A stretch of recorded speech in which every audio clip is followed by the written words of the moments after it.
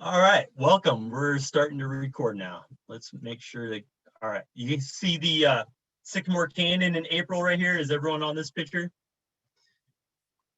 I hope that's what's showing up. Yep. Okay, great. So what to expect in April? Spring is here. I was reminded to temper our expectations when it comes to returning birds while I was doing some research for this session. One of the first birds I went to go look at was Western tanager. I was thinking, oh, it'd be great to talk about Western tanagers coming back in the month of April. And they certainly do, but not until like April 28th usually is when I have my first one, April 29th. So I was thinking, let's not talk about Western tanagers yet because they're going to come till the very end. There's a few different times where I've seen them April 15th, April 18th, but it's always a little bit later than what I kind of am hoping for. So that's true with a lot of other migrants that are coming back. Blue grosbeaks won't be back yet. Sulfur-bellied flycatchers aren't back yet. Thick-billed kingbirds don't come back until the end of April. So it's, our breeding birds are coming through and coming back, but just remember it takes a little bit longer sometimes than what you think. So I was also reminded of that when I went out for a hike on Saturday at this next spot, first spot that I'm going to share with you all, Sycamore Reservoir in the Arizona Trail. I was really hoping for Scots Orioles. Sometimes I have them at the end of March, but normally I don't get them until April. And I did not have any on my walk on Saturday, even though I would expect them to be there probably this coming weekend. So not everything's back yet, but spring is here. One bird that everyone gets excited about is elegant trogons. We're going to talk about those near the end of the talk, but they start arriving in numbers in mid-April. This picture right here in Sycamore Canyon, this is different. This is a different Sycamore Canyon than the Sycamore Reservoir that we're going to talk about here pretty soon. This canyon right here is down in the Pajarito Mountains, which is west of Nogales, south of Tucson. But every time that I bird this canyon in April, mid to late April, I'll be walking down through here, and just about every time I'll see elegant trogons around this sycamore right here that doesn't have its leaves yet. So trogons definitely start arriving in April in force. The higher elevations start to get a better variety of birds again. So throughout the winter, the higher elevations are usually, not a huge variety of bird life, but in April and May is when the higher elevations like Mount Lemmon, the Huachuca Mountains like Ramsey Canyon, the higher elevations of Madera Canyon, when they really start getting good again. So we'll touch on those a little bit today. And then the sad part for me about April is that the waterfowl start leaving. In fact, some of them start leaving at the end of March. Northern pintails get really hard to find. And then by the end of April and May, a lot of the ducks have really moved out. You'll notice that like at places like at Sweetwater Wetlands, if you bird it throughout the month of April, less and less ducks as you go into May. So it's just something to be aware of. Also something I don't have here, but just it's starting to get hot. We're probably going to notice that this week. It's going to be in the low 90s. So just like starting early is really important. That's kind of a given. And then also be looking for rattlesnakes. They're going to be really start getting out, moving around as the weather warms up. So yeah, just remember that. The first spot that I want to share with y'all, probably one of I've been waiting, been doing this series ever since, we started with June of last year. I've been waiting to talk about this birding location for April or May. I was debating about whether to do it this month or next month. Both months are really good, but this is probably one of my favorite spots to go. And this is Sycamore Reservoir and the Arizona Trail. So I'll show you a map here pretty soon of where it's at. You start at the Gordon Hirabashi campground as you make your way up the Catalina Highway up to Mount Lemmon. But some different birds to look for. You know, it's one of the best spots for Woodhouse Scrub J. It's the best spot around this area for my favorite oriole, which is a Scots Oriole. Lots of bush tits through here. And then the reason why I love this so much is that the trail isn't too hard. It's kind of a moderate trail, but it's just, it goes through some really cool oak grassland habitat, and then it drops down into this canyon with part of Bear Creek that comes down from the Catalina Mountains down into like Seven Falls area. That's where that water goes. But it's you drop down into this creek bed. It's lined with cottonwoods and sycamores, and it's beautiful. I'm going to show you some pictures here. So actually, first, before I show you these pictures, I'm going to show you where it's at, the map.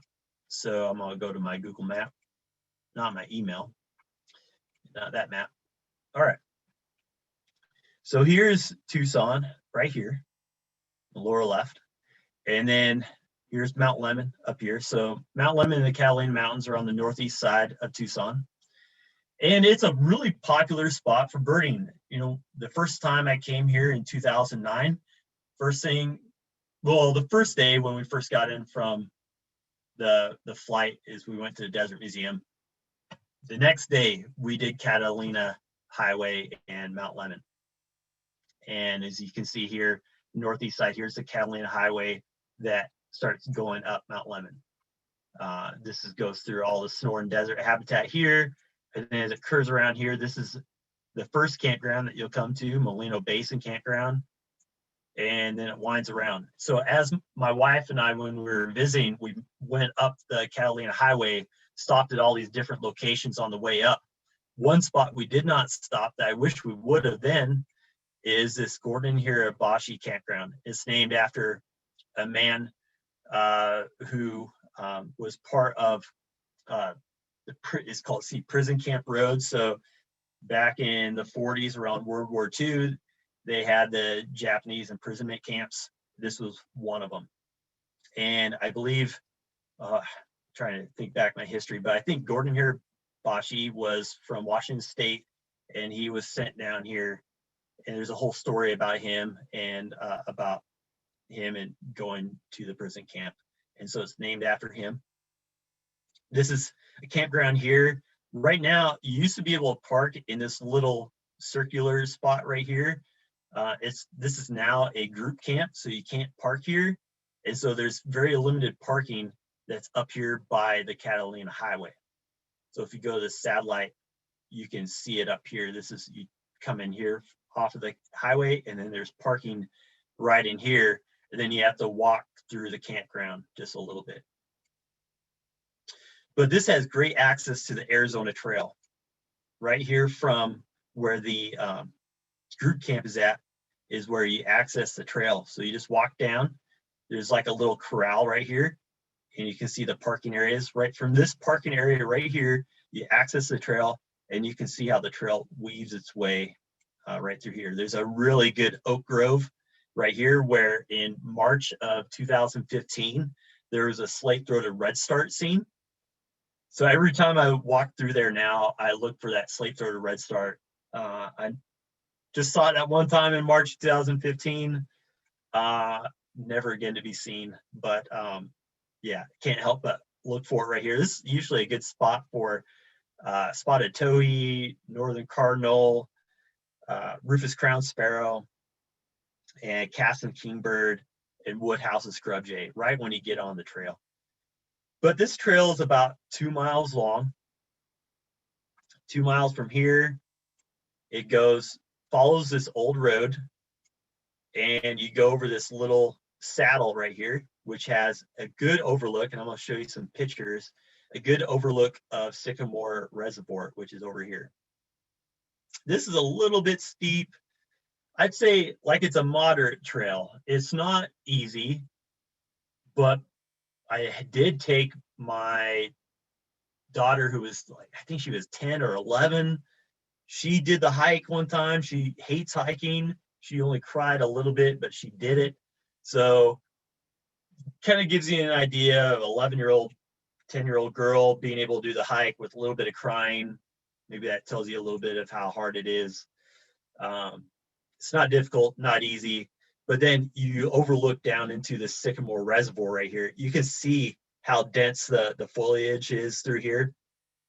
It's a really good spot for migrants as they come through in the tops of cottonwoods and a few sycamores. Really good for warblers. Had Virginia's warbler down there, had water thrush. There was a yellow-throated warbler seen there last year. I think that was in May of last year. Lots of tanagers. There was an indigo bunting there in May of last year.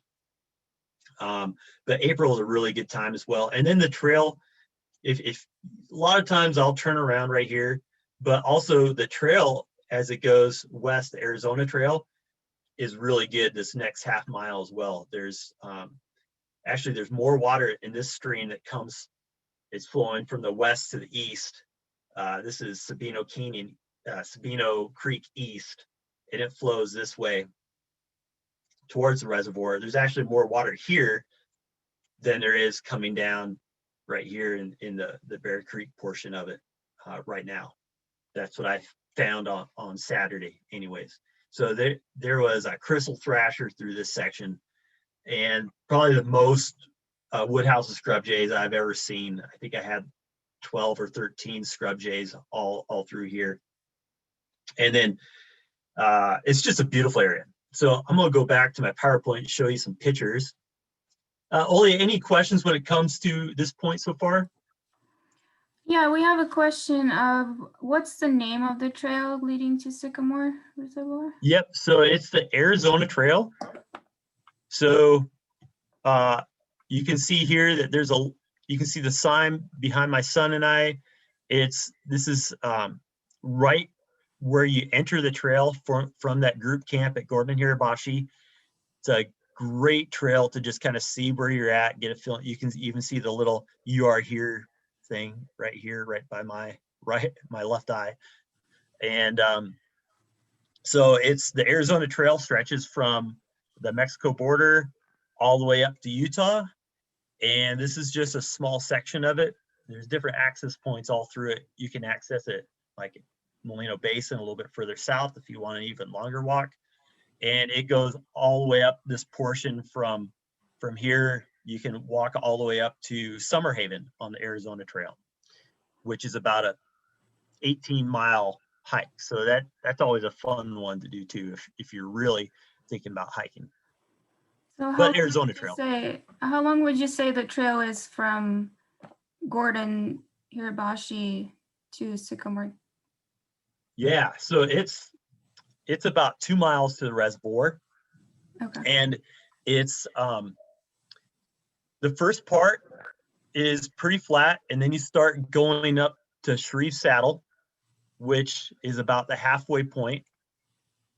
I'll go back to this map here and show you. So Shreve Saddle is kind of like halfway from Gordon Hirabashi to Sycamore. And this part right here is kind of uphill and not drastic. I guess it's uphill right here. Not real drastic, but it's definitely uphill. And then this whole portion right here is downhill until you get to about, well, it's downhill all the way to Sycamore Reservoir. There's a little bit of a flat spot here where people camp sometimes. You can see there's an old road here that's on the north side of the trail. A lot of times I'll come down Shreve Saddle, go to Sycamore on the south part on the main trail, and then I'll hike back up on this old road. It's not really a main trail, but just to do something different, I'll hike back up on this trail to Shreve Saddle. And this is a little bit more intense of a hike here. You might want to stay on the trail.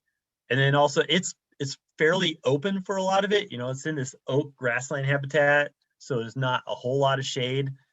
So just be aware that the sun will be hitting you quite a bit. And we had a couple questions on what birds are probably leaving right now. So One question about northern jacana. Are we thinking that it'll be leaving soon? Yeah, so the northern jacana is, I don't know, it's been there. It doesn't really seem like it's going to go anywhere. Yeah, so I have no idea when that jacana is going to be leaving. They're not necessarily migratory birds, so it's just one that probably came up here from post-breeding dispersal and just kind of stuck around. Who knows how long it could be. And yellow-headed blackbirds are probably heading out right now, right? Yeah, they'll be around through April, but kind of like the waterfowl, they don't breed here, so they'll be heading out in April as well. April's kind of like one of those months that has both breeding birds and wintering birds kind of converging together. Then they head out. So that's why like a lot of people do big days in April, because they can catch both the ones that are still here before they leave and the ones that are just coming back. But yeah, they'll be headed out soon too. Thanks, Olia. That's all for now. All right. So here's the look from Shreve Saddle towards Sycamore Reservoir. Sycamore Reservoir, you can see a little bit right in through here. And then this is the west portion that goes out. Like if you want to hike past Sycamore Reservoir, you can hike this all the way up and connect with the Sabino Canyon Trail, go to Hutch's Pool. This is right kind of that flat spot I was talking to you about, where people sometimes camp, and it looks down into the reservoir area.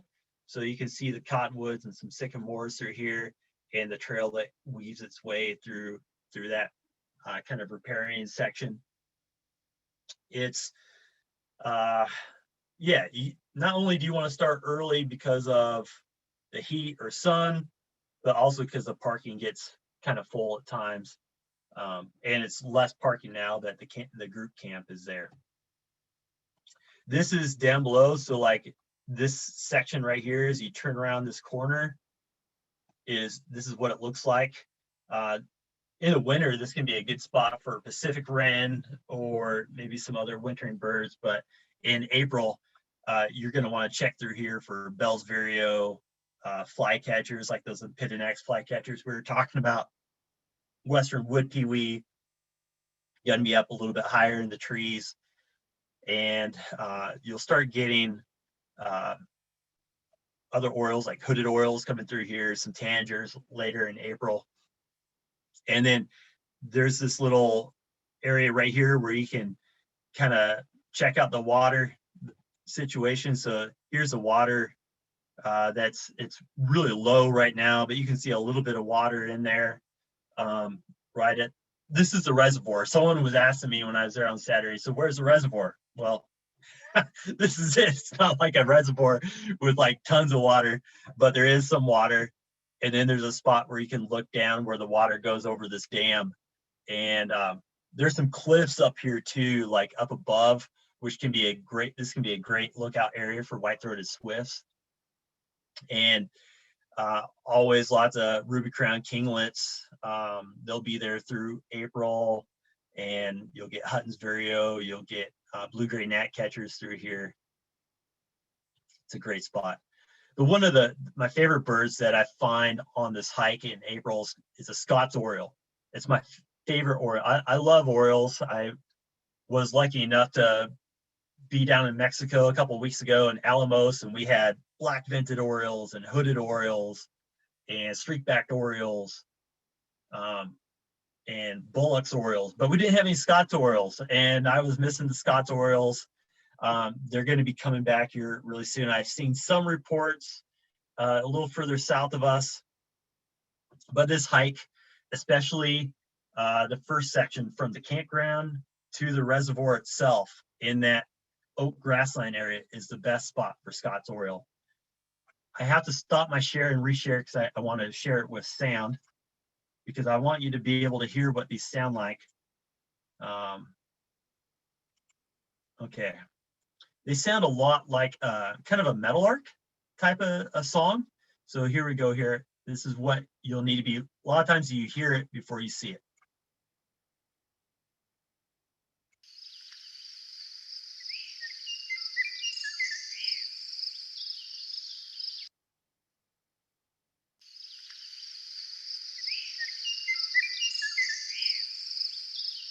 Hopefully that came through loud enough for you. But it just has this beautiful song, and they like to sing on the top of like agave stalks. So there's quite a few agave through there that if you hear that, just scan through the grasslands, look for the stalks that come up, and just train your binoculars on those stalks to see if you have a Scots Oriole singing from the top of one of those. Have this beautiful black head with the yellow body. You'll find them in other kind of that same type of habitat, oak grasslands. So like Throated Canyon is another spot which actually has a lot of the same sort of bird life as this portion of the Arizona Trail. Throated Canyon is just north of Madera, and if you want to know more about Florida, just let me know. I have some other a different session where I talk about Florida. But Crystal Thrasher is another one that really stands out to me that I find quite often on this portion of the Arizona Trail going to Sycamore Reservoir. And here's what they sound like.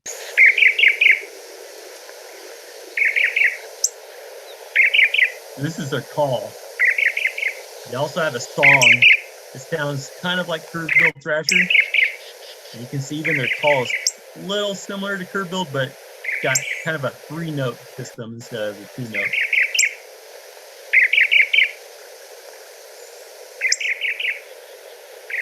So that's one to be looking for. They got these really cool, really deeply curved bills, and his black and white whisker. It's fairly hard to see sometimes. You know, as thrashers, they like to really dig down deep into the brush, but you'll hear them, especially that call. So that's something to be looking for. Probably besides Scots Orioles, the other bird that I'm most excited to see whenever I hike this section of the trail is a Woodhouse Scrub J. And they can be a little difficult to find in different areas around Southeast Arizona, although there's some higher up in Florida. There's some in the Patagonia, Harshaw Canyon area, and then there's some on the east slopes of the Chiricahuas. Around Parker Canyon Lake, maybe those might be some of the best spots to find them. But really, my go-to spot is this portion of the trail to Sycamore Reservoir on the Arizona Trail. And again, they're very, very vocal. And the way that I find them is by listening for them and then trying to figure out where they're at. So here's what they sound like if I can get this to play.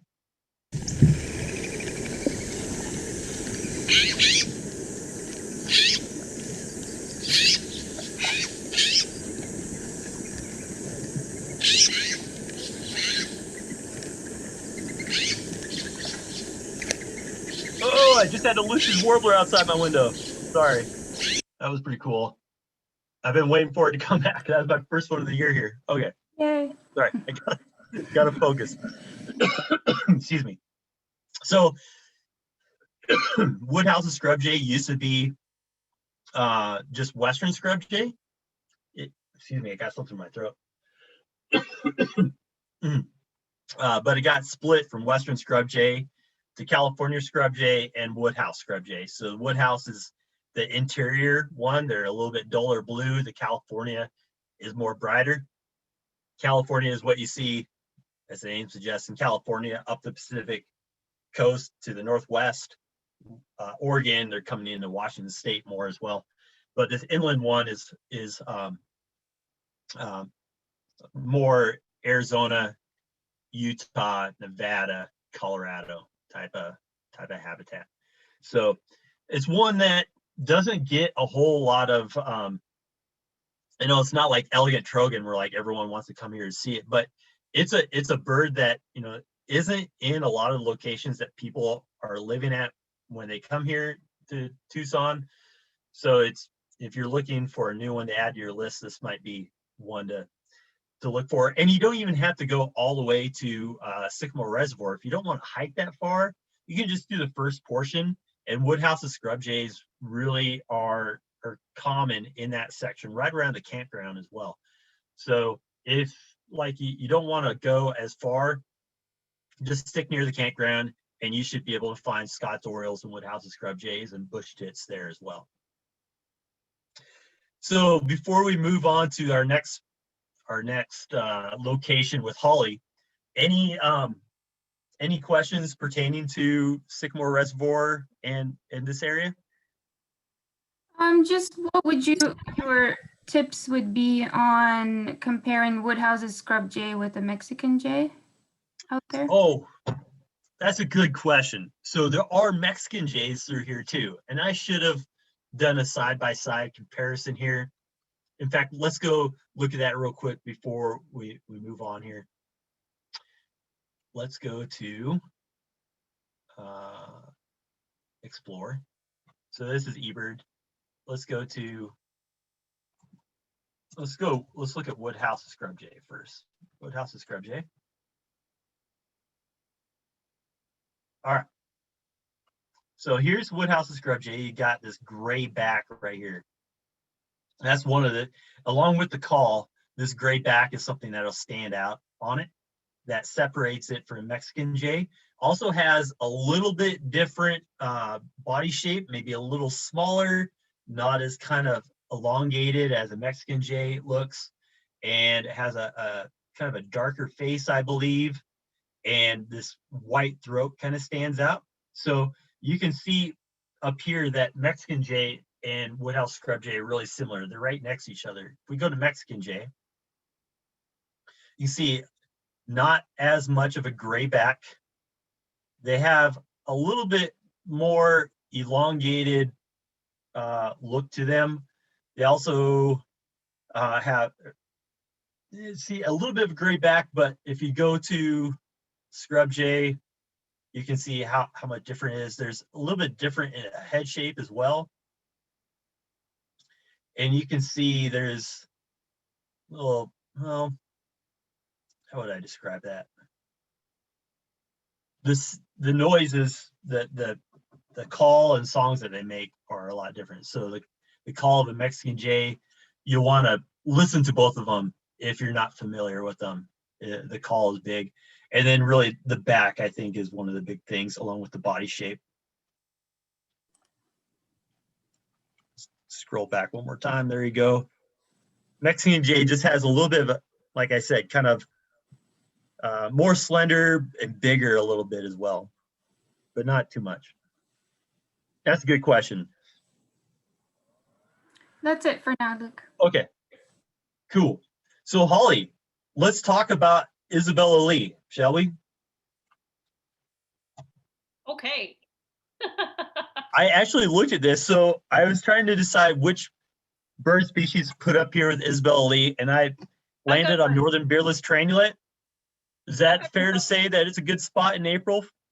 It can be, but that's pretty uncommon. But I got 3 species to talk about. Awesome. You want to share your screen? Sure. Okay. So while Holly's sharing her screen to talk about Isabella Lee, what I would say is that I was looking in eBird at how many bird species have been reported at this little nature preserve in Tucson in the month of April, and it's 107 different species in April. The next highest month for this location is 85, which is in March.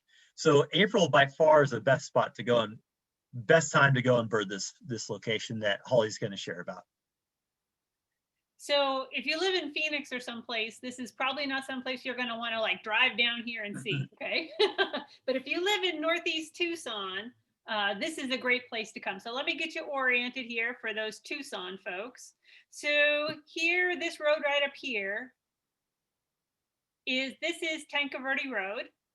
And over here would be Bear Canyon and Sabino Canyon Road, okay? And this road right down here, this is Houghton. This road here, this is Wrightstown Road, and it makes a corner, and this is Harrison Road. So Tanque Road and Wrightstown Road. This whole community here is the lakes at Castle Rock, and you can see 2 of the lakes here, and there's another lake here, and there's a lake over here.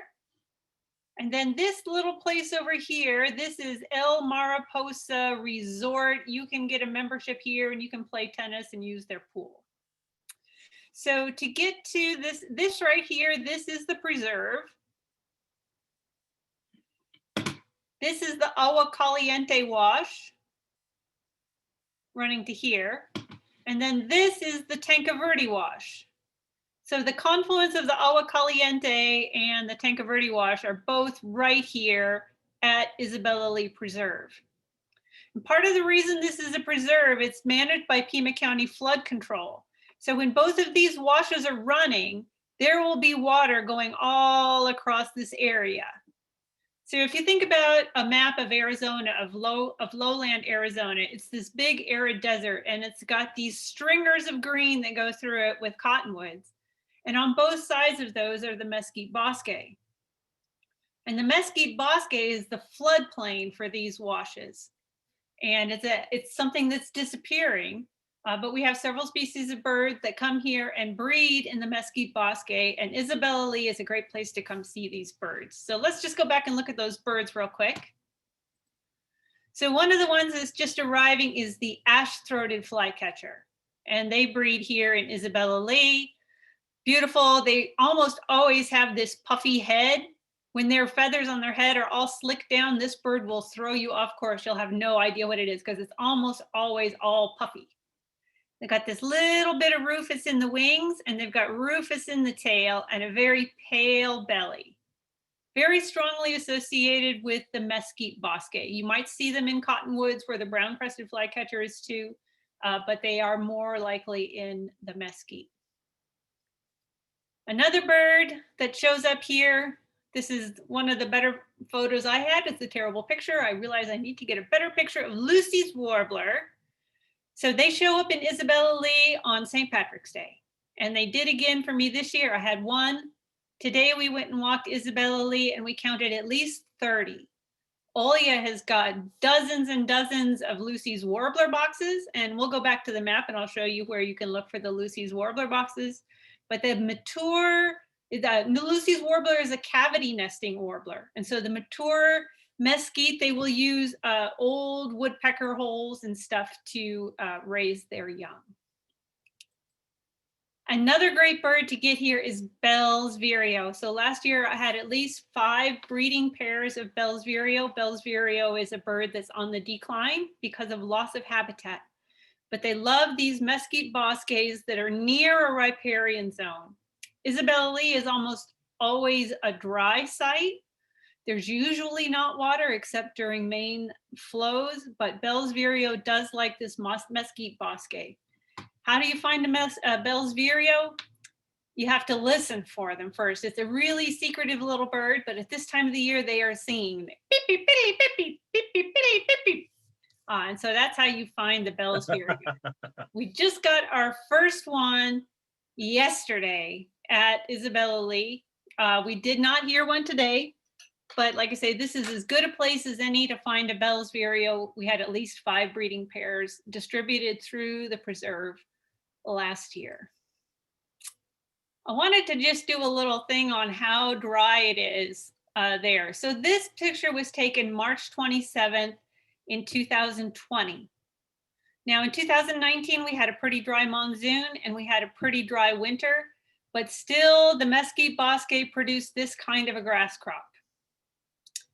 Let's compare that with this picture, which was taken yesterday on March 28th. And you can see, obviously it's not an overcast day, so there's a lot of shadows, but this is the exact same route along the trail, and you can see how short and sparse the grass is. But these 3 birds that we just talked about, they're bug eaters, and there's evidently enough to be bringing back the bugs, and the birds are here again. So this was the big overview. Let's zoom in a little bit on Isabella Lee, and I'll show you how to get around. So this is the lakes at Castle Rock up here. This road is called Bonanza. It comes south from Tanque Verde Road, and it comes down here and it makes a hard right angle and it goes out to Houghton Road. Right where it makes the right angle, there's a little dirt parking area where you can park to access the preserve. There's a signboard there. There are no facilities. There's no trash can. Lots of people who live in the area, they like to walk their dogs there. If you don't like dogs on the trail, this is not the place to come. Right over here, there are some huge eucalyptus trees, massive eucalyptus trees. They're probably 300 plus feet tall. If you get disoriented while you're out here, look to the east and you will see the eucalyptus trees wherever you find an opening, and you can just kind of follow your way back to the eucalyptus trees. So out here, there's no designated trail. This is the track that I take. I live over here. And so I walk in through Desert Christian School, I cross the wash, and I come in here and I start here. I go through the drier portion further away from the wash first. Over in here, this is Mesquite Bosque. This is full of Lucy's warblers right now. Vermilion flycatcher, ash-throated flycatcher. Continuing to have ash-throated flycatcher through this area. Come out here, these eucalyptus trees, even though it's a non-native species, lots of migrating birds will stop here. There will be orioles and western tanagers and such later in the year, end of April, early May. From there, I get on the trail and I come down here and I follow along the wash. And as you get down over in here, there are some very large cottonwood trees that are dispersed along the edge. And those are great places to check for birds too. But there are trails all through here, and you can just pick a trail and wander west until you get to a green trash can right here, and then you can wander east to get back. But I like to kind of stick kind of close to the wash and follow along through here. This Mesquite Bosque, this is where those 2 photos were taken. And this is really good place for warblers and whatnot. As you get over here to the middle, right here at the confluence, this is where I had the Bell's Vireo yesterday. But any place where you've got elderberry and stuff along this edge here, you can find Bell's Vireo. I have had a northern beardless tyrannulet. And last year I had 1 breeding pair, but there was really only 1 that I could find consistently. I have not heard them yet this year. The earliest I've heard them is St. Patrick's Day. Best way to find the northern beardless tyrannulet, it looks an awful lot like that Bell's Vireo, pretty nondescript little bird, but instead of saying beep, beep, beep, beep, beep, it says bee, bee, bee, bee. So that's how I find the northern beardless tyrannulet.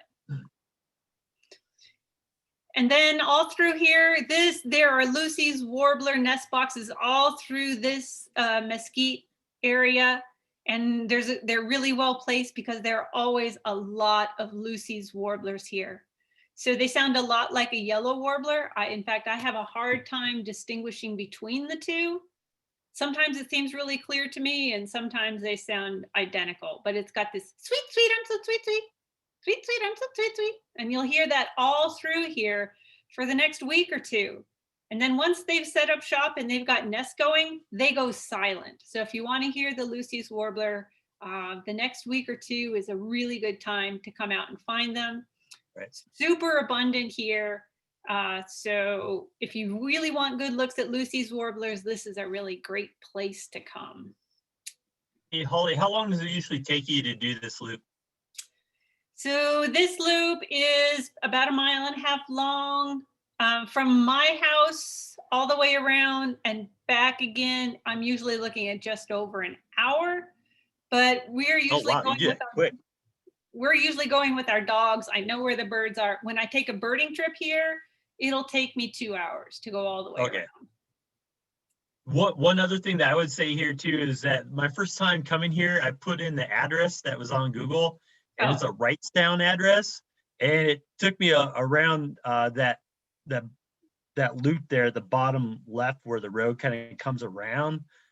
And I was like, where's this parking area? So then I just kept on driving. I was like, I looked at my map. Oh, looks like I can come over by the La Mariposa. And I finally found it. So, but if you put it in your Google thing with the address, it's not going to always take you to that parking spot.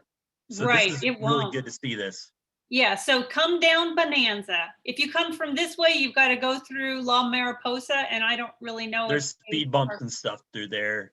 Yeah. Yeah, I don't really know if they want people driving through there, but coming down here through here, this is a residential area. So just come off of, go past the Safeway and everything, past Sabino Canyon, not Sabino, Catalina Highway, and the Safeway there at Catalina Highway. Then take a right on this little Bonanza and take it all the way to where it makes a right corner and park right here. That's awesome. Thanks for sharing that, Holly. You betcha. I knew that you would be able to explain that a lot better than I could. I've been there a few times. It's pretty close, right in Tucson. So, and the trails are really flat, aren't? I mean, I've always found them flat and really open, easy walking. Tina, the road is paved all the way to the parking lot.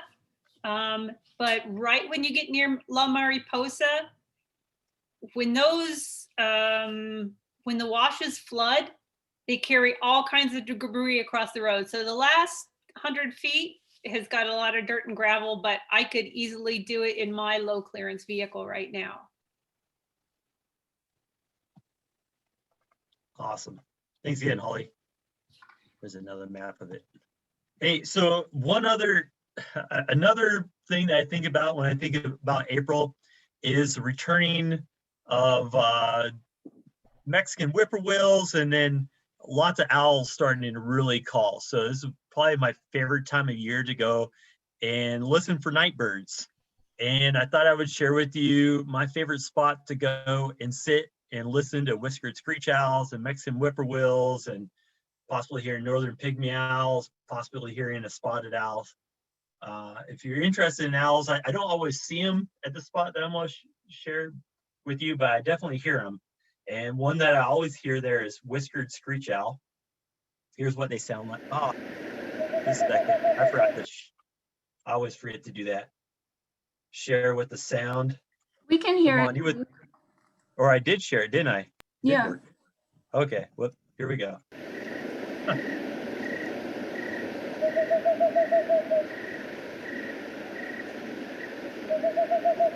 The whiskered screech owl has like kind of this Morse code call.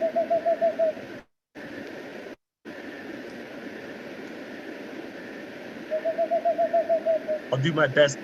Holly always does a good job of not just having us listen to it, but also imitating it. So I'm going to try imitating the whiskered screech owl.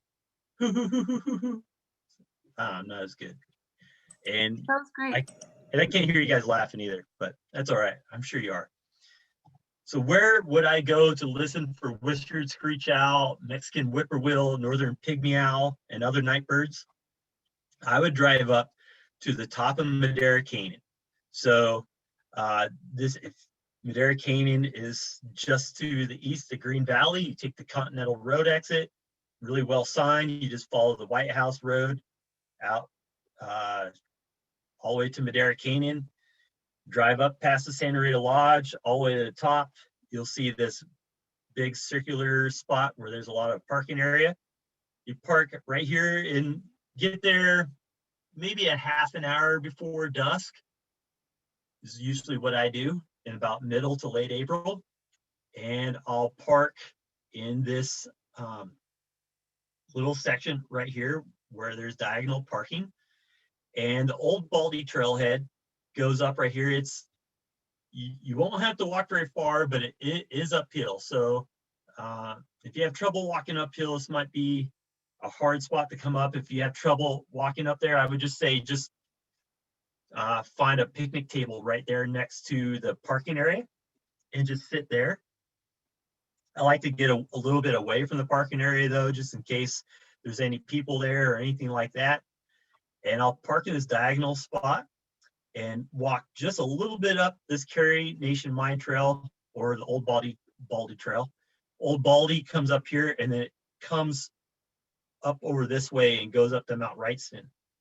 Right after the Old Baldy Trail comes off of Carey Nation Trail, there is a little bench. It's perfect. You just go right past that trail intersection, sit at the bench, and maybe bring a snack or some coffee or whatever you want to just kind of sit with, a book, and just listen. So if you get there before sunset, you'll probably hear Mexican jays, you'll hear dusky-capped flycatcher when they start returning in the middle to late April. And then as the sun goes down, you can start hearing northern pygmy owl first. That's probably one of the first owls I start hearing. But then the whiskered screech owls and the Mexican whippoorwills. Usually, I guess after pygmy owl, it usually comes Mexican whippoorwill, and then whiskered screech owl after that. A little further up this Carrie Nation Mine Trail is a spot where I've heard spotted owl quite a few times. I've never heard spotted owl right from the bench, but it is further up. That's a possibility. I've heard great horned owl there at this place before. It's probably too high for elf owl, but down at the Santa Rita Lodge, you could hear, that's about the elevation and below is where I would hear elf owl, and western screech owl would be lower on like Proctor Road, which you'll pass by as you come up here in Madera Canyon. But I really just, it's one of my things that I do every year, usually with my son. It'll come and park up here, and then I'll just sit on that bench and get my first Mexican whippoorwill of the year, in whiskered screech owl. This is a Mexican whippoorwill. I'll be honest, I've never seen one before. I'm always just content to hear them and not to disrupt them. So I've seen whiskered screech owl, but I haven't. Yeah, I usually don't go out of my way to, with a flashlight or anything, to actually see them and find them or photograph them. I'm just content with listening to them. Here's a Mexican whippoorwill.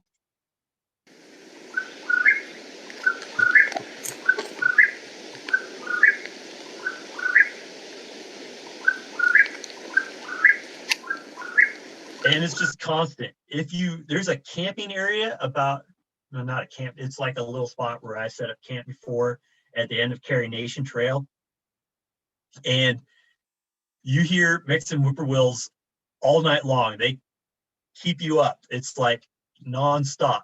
And when you're sitting at that bench, you'll start hearing them. It's just like this constant whippoorwill. And they're migratory birds, so they'll come back, like I said, mid-April, late April. I would probably go sometime like around April 22nd or something like that. That sounds like maybe a really good time to go up there. But it's fun, if it's warm out, as it usually is. It just feels nice to just kind of sit as the sun goes down and just kind of take everything in. It's not intense birding by any means, but it's just it's a great experience.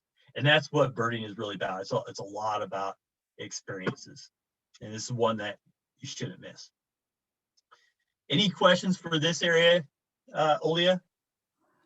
Yes, James is asking, how long would you expect to sit at the bench to hear all those things? Well, it just really depends on how long you want to be there. I kind of, like I said, I get there about half an hour or maybe even right at dusk, and walk up there. I want to walk up there when it's light out, or at least a little bit of light. And I'll sit up there usually for like, I've sat there for as little as 10 minutes and I've heard them right away. Or I've sat there as long as like 45 minutes, just kind of soaking it in. Once the sun goes down and once it gets dark, it does have to get dark, especially for the whiskered screech owls. They're not guaranteed, but I mean, pretty much they start calling right as it really gets dark. And I always bring a flashlight with me. Take the flashlight with me as I go back down. I am walking back in the dark almost every time. I've never been scared, but there are bears up there, so I guess I should probably mention that. I've not during the night hikes, but through other hikes. If you've heard me talk about the Carrie Nation Trail before, I've seen a lot of bears up there. It's not scary though, especially since I have my son with me. I know I can outrun him. So yeah, it's not, Just as another joke. But yeah, be looking for snakes as you come back down too, I guess. Another question was, in May, around mid-May, would all these birds still be there and call? Yes. Yeah, so Mexican whippoorwill, Whiskered Screech Owl, they'll still be there and calling in May. They start getting more quiet like in June. They'll become a little bit more quiet. Spotted owls actually start getting more vocal more in the summer, or kind of May, June, they're pretty vocal. But June, July, August, other owls start getting a little bit harder to find and hear. Another question is, when will the red-throated warblers return to the Carrie Nation? Red-faced warblers. So yeah, they're not so much April. Sometimes they do return like late April, but I would say May is a lot better. May is when I'd be looking for them. And actually, for red-faced warbler, a better spot that we'll probably talk about in May is up on Mount Lemon, like Incinerator Ridge. Well, I have to go check it out because I haven't really been up there since the fire. But Summer Haven area for red-faced warbler is always really good too. As long as the fire, I haven't really been up there since then. That's a May bird. We'll definitely talk about that next month.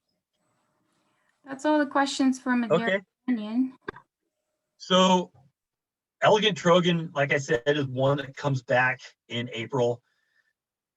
I really have 4 different spots that I love to go and look for Elegant Trogons. The first being Sycamore Canyon, like I mentioned at the very beginning, which is west of Nogales. Walker Canyon is also west of Nogales.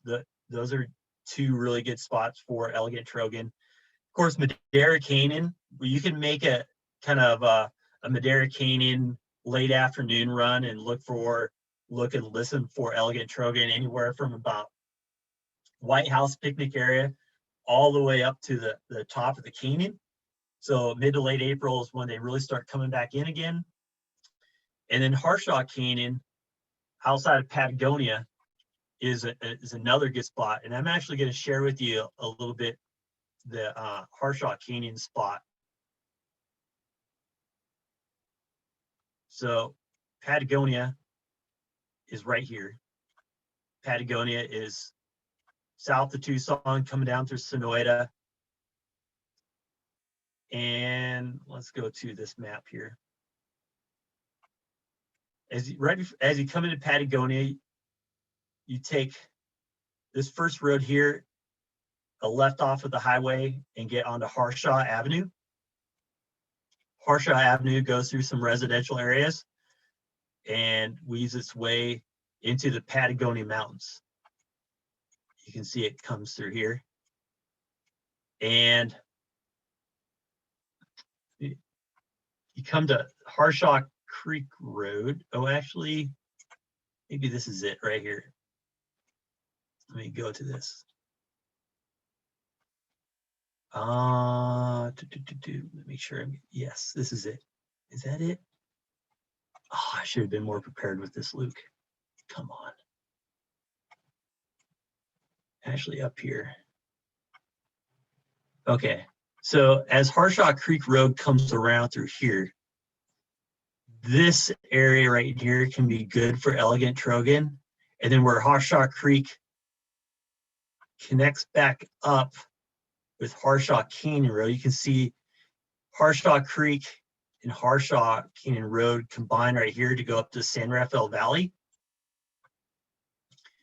And this area right in here, it doesn't look like much. You can see it's pretty open, but this has been an area where I've had Elegant Trogon quite often in April as they start coming back through. And if you're wanting to go into this area more, just let me know and I'll help you out with that. And the last thing that I wanted, let's see, before I wasn't gonna stop sharing my screen yet. We always end with a rare bird for the month. So last year, if you remember, April, May, June was amazing for rare birds here in Southeast Arizona. One that came up in April of last year was a bird called a crescent-chested warbler. Were any of you able to go up in the Chiricahuas and find the crescent-chested warbler?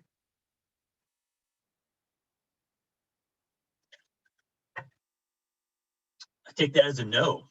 No one was able to get it. Well, maybe you could be the one that refines the crescent-chested warbler this year. So it's this beautiful, it kind of like almost like a Parula looking type bird, but it's got, you can see the little crescent right here on the throat chest, and really white undertail coverts, really bright yellow throat chest, and then it's kind of like this dark blue on top. But this is a pretty rare bird that breeds in Mexico that comes up here every once in a while, and almost all the reports of it have been in the month of April throughout the years. And the spot where it was seen last year in the Chiricahua Mountains, and I think, okay, here's crescent-chested warbler. This is where it was seen last year, is in this canyon called Morse Canyon Trail. And you can see it was seen on April 27th of last year. And you can see there's some reports over here from the Portal area. Look, April of 2013. And look, here's another April of 2013, that Idlewild. So this is one to be looking for. They like mature pines, so that you can see in the picture. Wrong button. You can see in the picture here, it's in a juniper. So pine and juniper, kind of that Madrean evergreen type of habitat. So a little higher elevation.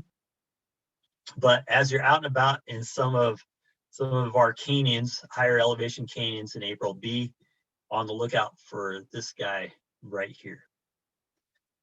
It would be pretty amazing if we had one come back again. And it'd be really awesome if one of us found it. Any other thoughts or questions? Anyone have anything they're looking for that I can help with? Nothing in the chat so far, but Peggy was asking if you would be doing a presentation on Alamos. Oh, I thought about that. We had Jennifer and David McKay, Solopaso and El Pedregal. They talked with us and did a talk with us last year. So I had mentioned that I was there seeing the different orioles. I could, if you're interested in seeing that session, I should put it up on YouTube. I have it downloaded, but I can share that with you too. Alamos was amazing. Maybe a field trip to. Yeah, I know. I've had that from a lot of people. Going to a different country, there's a few different hoops. It's fairly easy.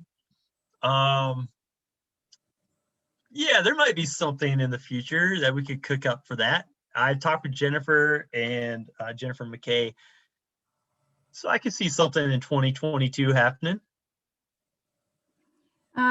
There's a question, when does Alamos get too hot? Well, Alamos is a lot like Tucson. I mean, it gets hot, right? It doesn't get that much hotter than it does here. It's fairly similar. They have a wet season in the summer, just like we do, except they get yellow grosbeaks and we don't. So in August is a special time there for yellow grosbeaks and all sorts of other crazy birds. But if Tucson's too hot for you, Alamos might be too hot, but you bird in the morning. What were you say, Joan? It is hotter there. It is hotter there? Yeah. May and June are, they're hot here, they're really hot there. And, it's before the rains hopefully start. Yeah. So I guess how much hotter? I guess I always thought it was about similar. So if it's like 100 here, it's going to be like 105 there or something. I haven't really compared exact Yeah. temperatures, but it's hot. Yeah. But it's nice. I mean, monsoon's nice because then if it rains, you get that cooling down like here, but it's even can be more dramatic there. Yeah. Yeah, I could probably talk a lot about Alamos, even I don't want to get too sidetracked with it. You know, Linda's so right. Like Solo Paso, the tour company that Jennifer and David have is amazing. They're great people. They run the nature lodge down there called El Pedregal, and I would really recommend going there. Yeah, sometimes I wish I could move there the past week after having just gotten back. So learning my Spanish. More Spanish I learn, the more likely we can do a trip down there. Yeah, never did. Luke, would you recommend El Rio in April? And is there any other parks that you would recommend right now? Yeah, I haven't been to El Rio Open. I'm assuming El Rio Open Space Preserve Park in Marana is the one that they're referring to. I haven't been there for a little while. I need to go back there and check it out. I've been going back and forth about talking about that park. They've done a lot of work there, so I need to go check that out so I can be more familiar with it. I would say Sweetwater Wetlands. I mean, I know I haven't really talked a lot about Sweetwater Wetlands at one of these talks yet, just because I feel like a lot of people already know about it. And, but it is really good in the month of April. I would also say go and check out Christopher Columbus Park on the other side. That, you know, I think that's an underbirded park, and you know, it's a little bit hard to access right now because you can't get on the El Camino del Cerro off of I-19, so you have to, or I-10, so you have to go down to Grant to be able to cross, or cross up at Ina to get over there. But really underbirded, there's you know, just as many rare birds seen there as there are at Sweetwater, it seems like, with a lot less birders. And then we talked about El Rio. Oh, maybe this is El Rio. They're talking about El Rio. Rio Vista? Rio Vista. That's one of Rio Vista at the end of Tucson Boulevard. I like birding there in March and April. We talked about that in March. You can go back and watch that one. And then Sam Lena and Kurt might be good, really good for April as well. So really, April, you can't go wrong birding anywhere in April. There's really good variety. There's always a lot of movement. And so you can't go wrong really any park in Tucson or your backyard, like I said at the very beginning. Sounds good, Luke. Thank you. Yeah, Holly, any last thoughts? Thank you so much for joining us.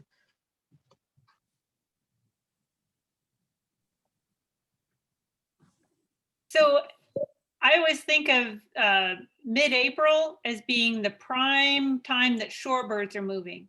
So any place that you can find shallow water, you can find shorebirds. So at Ina and the Santa Cruz, there's a shallow area there that gets least sandpiper pretty regularly. You can get Wilson snipe there. Canoa Ranch has got shallow water around the edges. So that's a really great place to be checking for shorebirds. And then as you get into that last week of April into the first 2 weeks of May, you know, right now is when our breeding birds are coming and arriving. The Lucy's warblers, the Bell's vireos, the northern beardless tarangulates. Those first 2 weeks of May, the global big day is May 8th, May 9th for a reason. That's when the peak of the migration of the birds that are going to breed further north of us are going through. So that last week of April into the first weeks of May, any place that's a riparian area with big trees that are going to have bugs in them, that's a great place to be checking for migrants. Any kind of warblers, songbirds, orioles. I love Agua Caliente Park right now. It's getting, the hooded orioles should be coming in any day. Oh yeah. The Bullock's orioles stop in and they check out the date palms. The orioles really like the palm trees. They eat fruit in the tropics in the wintertime. And when they arrive here, they haven't switched to their bug diet yet. So they're seeking out those sweets in the date palms. That's a really great place to check for orioles. Any other places for orioles like that? That's a good question.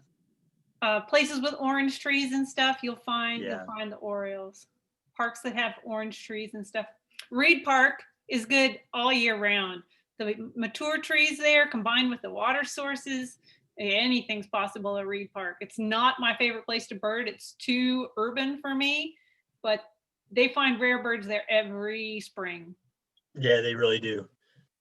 Bruce mentioned that there's very little water in El Rio right now, just one pond, and it's low. So that actually could be good for shorebirds. You know, I guess maybe I need to go up there and check it out, or talk to someone else who's been up there and checked it out. But yeah, that sounds interesting that the water's low there. Samalina is a great place for migrating It shorebirds too. And they also Yeah. said that Santa Cruz corridor, anything along the Santa Cruz there, if you have like gulls and stuff flying over, that Santa Cruz corridor, the new water outflow is, what is that, between Star Pass and Congress? Yep. Right there along the bike path, lots of shorebirds right there. So if you want to try and find Western sandpipers, last year they have pectoral sandpiper, Greater yellowlegs. greater yellowlegs, yeah. Those types Like of parking birds. at the Mercado, walking from the Mercado down the river path and then walking back and getting a avocado breakfast burrito afterwards, along with a coffee from Presta and an apricot chimichanga from La Estrella. You can combine all of that at the Mercado after you go birding. So thanks, Holly. Thank you, Ole, for joining us and helping out. Thanks to all of you for being here. If you have any other questions, feel free to reach out. Go ahead and take yourselves off mute. We'll say goodbye to each other, and then we'll go do some birding hopefully later today. Bye. Thanks. Bye, thank Bye. you. Thank you, Lou. Thank you. Bye-bye. Thank you. Bye, thanks again. That young lady is. She looks like she could be a Oh, my God. Oh, it's awesome. All right, see you guys later.